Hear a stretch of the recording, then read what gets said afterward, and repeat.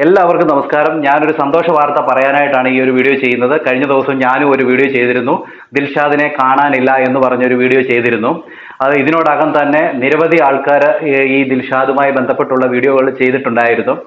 യാത്ര ടുഡേ എന്ന് പറയുന്ന ചാനലിലൂടെ വിദേശ രാജ്യങ്ങളിലും അതോടൊപ്പം തന്നെ ഇന്ത്യയുടെ വിവിധ സ്റ്റേറ്റുകളിലും അദ്ദേഹത്തിന്റെ താർ കാർ കൊണ്ടും അതോടൊപ്പം തന്നെ ബൈക്കിലും ഒക്കെ പോയി അവിടുത്തെ കാഴ്ചകൾ ജനങ്ങളിലേക്ക് എത്തിക്കുക എന്നുള്ള ഒരു നല്ലൊരു കാര്യം ചെയ്തുകൊണ്ടിരുന്ന ഒരാളായിരുന്നു ഈ പറയുന്ന ദിൽഷാദ്.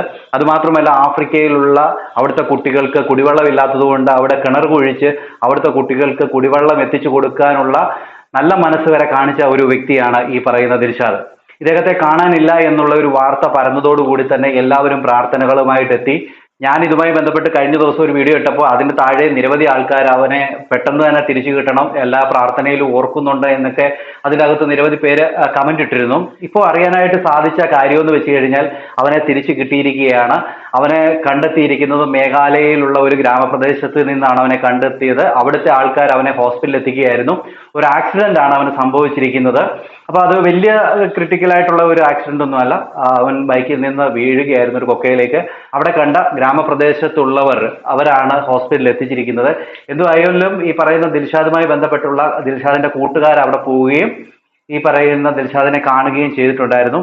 അവർ പറയുന്ന കാര്യം നിങ്ങളൊന്ന് കേട്ടു നോക്ക്. ഒരു കുഴപ്പമില്ലെന്നാണ് അവർ പറയുന്നത്. അഞ്ചാൾക്കാരും അവന്റെ പുറകെയായിരുന്നു. ഞങ്ങൾക്ക് ഇന്ന് അവനെ ഫൈൻഡ് ചെയ്യാൻ പറ്റി. അവന് ചെറിയൊരു ആക്സിഡന്റ് ആയിട്ട് ഹോസ്പിറ്റലാണ്. പനസുലാണ് മേഘാലയയിലുള്ള ഒരു സ്ഥലത്ത് ഒരു ഹോസ്പിറ്റലിൽ നമുക്കൊന്ന് ഫൈൻഡ് ചെയ്യാൻ പറ്റി.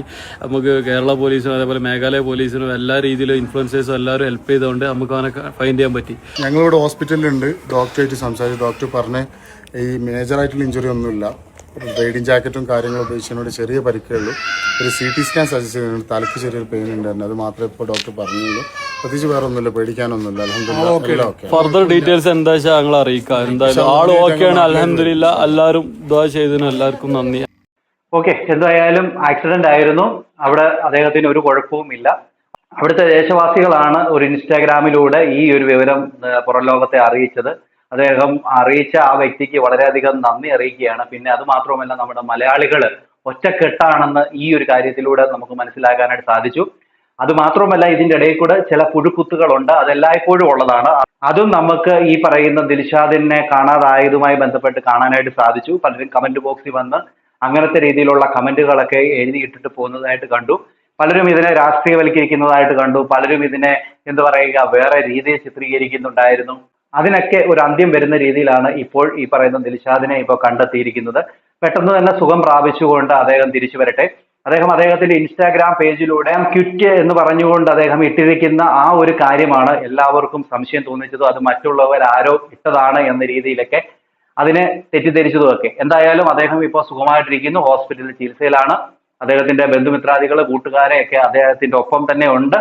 എന്തായാലും അദ്ദേഹം സുഖം പ്രാപിച്ചുവെന്ന് അദ്ദേഹത്തിന് എന്താണ് സംഭവിച്ചത് എന്നുള്ള കാര്യം വ്യക്തമായിട്ട് പറയുമെന്ന് നമുക്ക് പ്രതീക്ഷിക്കാം. എന്തായാലും അദ്ദേഹം പറയും. അതിനുവേണ്ടി നമുക്ക് കാത്തിരിക്കാം. നിങ്ങളുടെ അഭിപ്രായങ്ങളും നിർദ്ദേശങ്ങളും മസ്റ്റായിട്ടും കമന്റ് ചെയ്യുക. അത് മാത്രമല്ല, ഈ വീഡിയോ കണ്ട് ഈ പറയുന്ന സഹോദരന്റെ തിരിച്ചുവരവിന് വേണ്ടി ആഗ്രഹിച്ച പ്രാർത്ഥിച്ച എല്ലാവർക്കും നന്ദി അറിയിക്കുകയാണ്. നിങ്ങൾക്ക് ഈ വീഡിയോ ഇഷ്ടപ്പെട്ട് കഴിഞ്ഞാൽ ലൈക്ക് ചെയ്യാനും കമന്റ് ചെയ്യാനും കൂടെ സബ്സ്ക്രൈബ് ചെയ്യാനും മറക്കരുത്. അടുത്ത വീഡിയോ കാണാം. എല്ലാവർക്കും ബൈ.